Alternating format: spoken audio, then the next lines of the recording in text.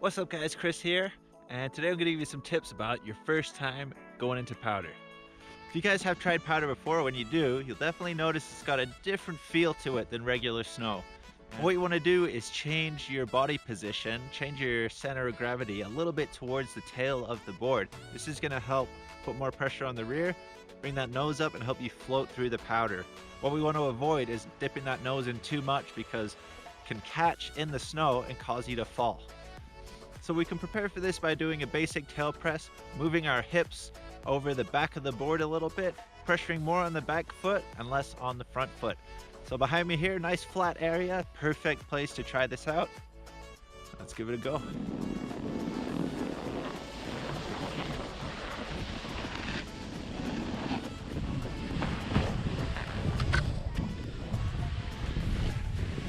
So when you're picking terrain, you want something not far off the beaten track.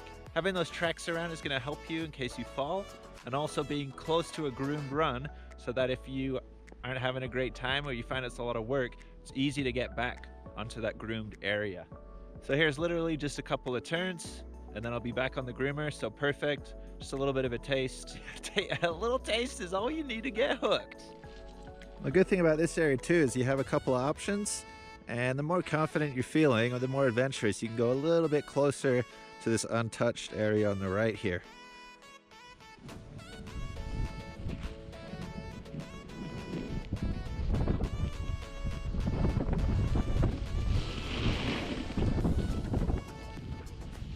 All right, that's literally it. Just a couple of turns, get that feeling for the powder.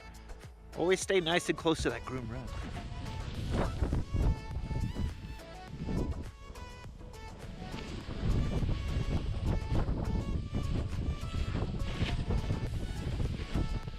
Always a good place to look for powder is in between the two runs. So here I'm on honeycomb, I have short line just joining, and then just on this V where they meet, hopefully there's a little bit of powder in there. And that's great too because I can see the run on the other side. It's about 5 or 10 meters long. It's enough for a couple turns and then I'll be out.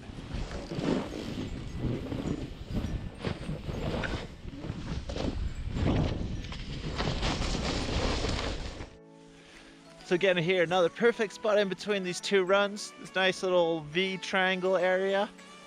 And you can see down in here, there is a couple little hazards to be aware of. And general rule with that is you always want to stay near other tracks.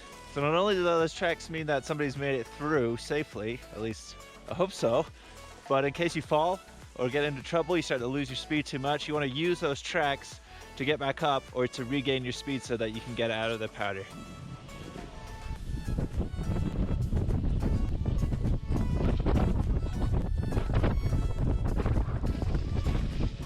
Another thing that we want to do is minimize the risk that we're going to get into any tree wells.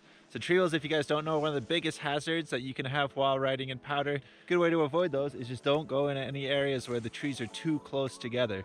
So here we have this little side access road that kind of goes around the side of this run. It's nice and open on the side. Little bits of powder just to kind of dip in and get a feel for.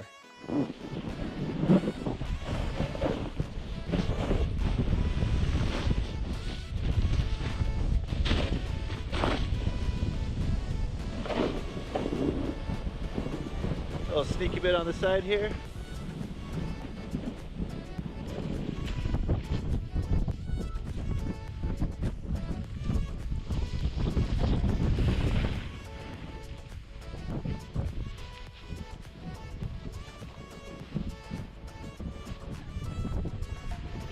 Amazing guys, well, if you made it this far, thanks for watching. One point I do want to mention is when you're watching a lot of these guys like me ride powder, definitely make it look relatively effortless, but that is after hours and hours of practice, lots and lots of falls, lots of digging out.